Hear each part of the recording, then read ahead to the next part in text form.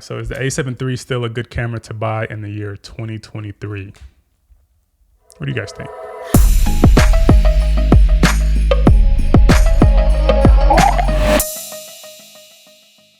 All right, does the A7 III still hold up in 2023? This is a question I was asked recently by someone on the internet. I forget which platform it was, but someone was looking for a new camera. I think he was a beginner or just getting into it, and he asked if the A7 III was still a good option to buy in 2023.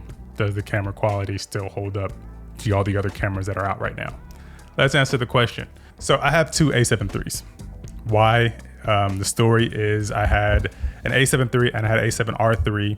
Ended up selling the A7 III because I was just using the A7R III because I had picked up my A7 IV. So I didn't feel like I needed an A7 IV, an A7R III, and an A7 III. So I sold the A7 III. I rocked with the A7 IV and A7R III for my photo and weddings and things like that. And then a friend of mine came out and said he wanted the A7R III because he needed the higher megapixel count. I really wasn't using it that much, so I ended up selling it to him. He didn't want to buy it verbatim, so he had two A7 IIIs. So we ended up just doing a clean swap. He gave me the two A7 IIIs. I figured I can sell both of them and get more money than if I were to just sell my A7R III. And I haven't sold them yet. But I recently went out and shot a wedding with my A7 III, and let me tell you, I was pleasantly surprised of how well it held up with the overall image quality in photos that comparing to my A7 IV. Now, most of this review is going to be mostly geared towards the photo aspects of it because I wouldn't necessarily use the A7 III for video capabilities anymore, just because the newer cameras like the A7 IV, A7S III, FX3, things like that, shoot with a much higher color depth, 10-bit as opposed to 8-bit. So I feel like the bump in the codecs and the color depth is just gonna be more comparable to shooting video for me anyways and getting that professional look. But the A7 III can still shoot phenomenal video. I just have cameras that do a better job at it, so I don't necessarily need to use it anymore. But if you're someone that's a beginner or just an enthusiast, hobbyist, things like that, you still can get amazing video quality out of the A7 III. Now, a few of the cons from the video side from the A7 III to the A7 IV is, again, like I said, the 10-bit color versus the 8-bit color, the auto-focusing system, the viewfinder, the viewfinder and LCD screen on the A7 III is just absolutely trash. I don't know what it is about the LCD screen in A7 III, why it's so bad, but it's much better in the newer models. But if that's something that you can kind of easily get over, just use the viewfinder. It's slightly better than the LCD screen to properly expose your images and things like that. So it's not a huge deal, but just know that the LCD screen in the A7 III is just absolutely terrible. Other than that, the A7 IV can obviously shoot in 4K 60 frames per second with a slight crop. So that you do have that option with the A7 IV. You do not have the option with the A7 III.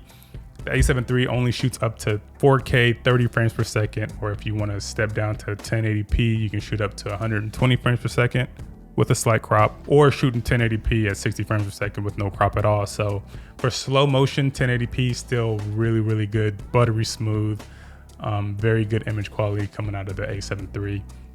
A couple other things to note: the menu system in the A7 III is just not as good as the menu system in the A7 IV. Touchscreen, all that other stuff.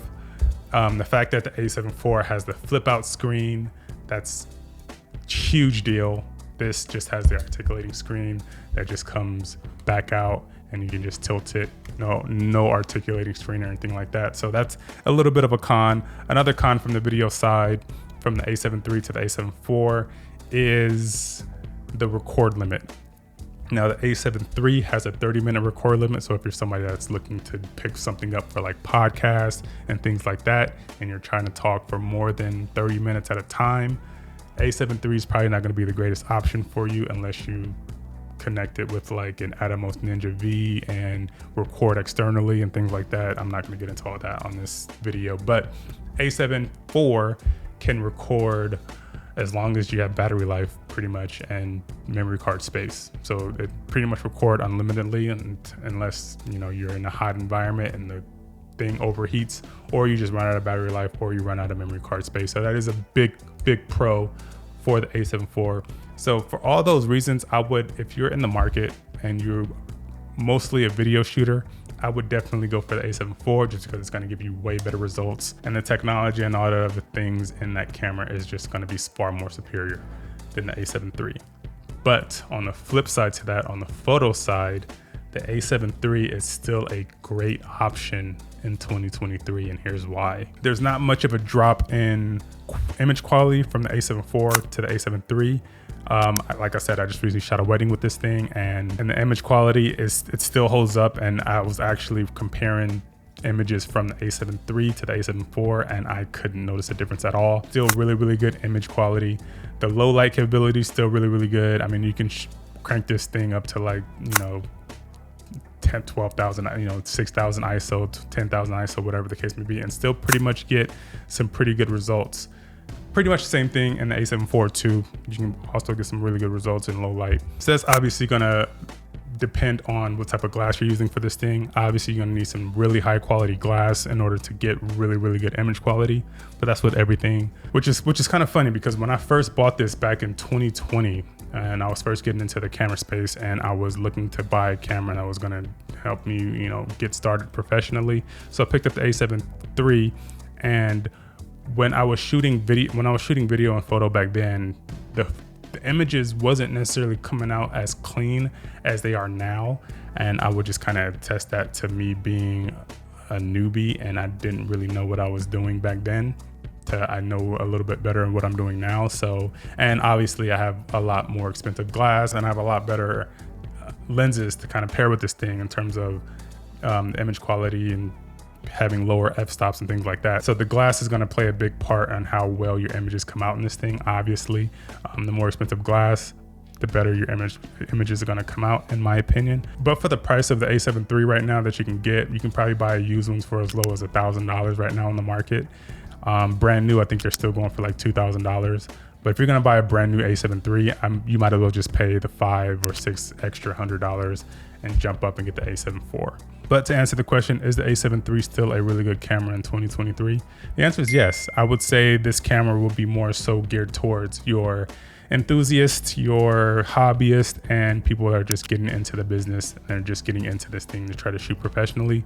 Great learner camera to learn on, especially if you do both photo and video. And for the price point, you can save a lot more money on your body, get more expensive glass, and you can have way better image quality. Rather, if you jump up to something like the A7 IV and you don't really know what you're doing and you get terrible glass because you spend way too much money on the body, so you have to compromise on the glass, your image is not going to come out as clean as you might think it would. So if you're in a little bit of a pitch in terms of money, go ahead and grab the A7 III, get it used. These things can last forever. Even with the higher shutter count out there, because a lot of people are hesitant to buy used A7 III because of the higher shutter counts, but the image quality still looks amazing. There's no pixel bending, there's no weird lines in the shots or anything like that. So I would say don't be too pressed about the shutter count, because I feel like these things can go for a long time. I haven't read anything on the internet where their A7 IIIs are just dying out on people. So look up a really good used A7 III, buy into that Sony system, and just start shooting, learn on that camera, and then you can upgrade and build your brand and get more expensive cameras on the latter end. So yeah, that's it. Appreciate you guys checking out this video. Make sure you drop a comment, like the video, and please subscribe to the channel so we can grow this thing and I can keep bringing you guys more and more content like this. So with that said, I will see you guys in the next video. Peace.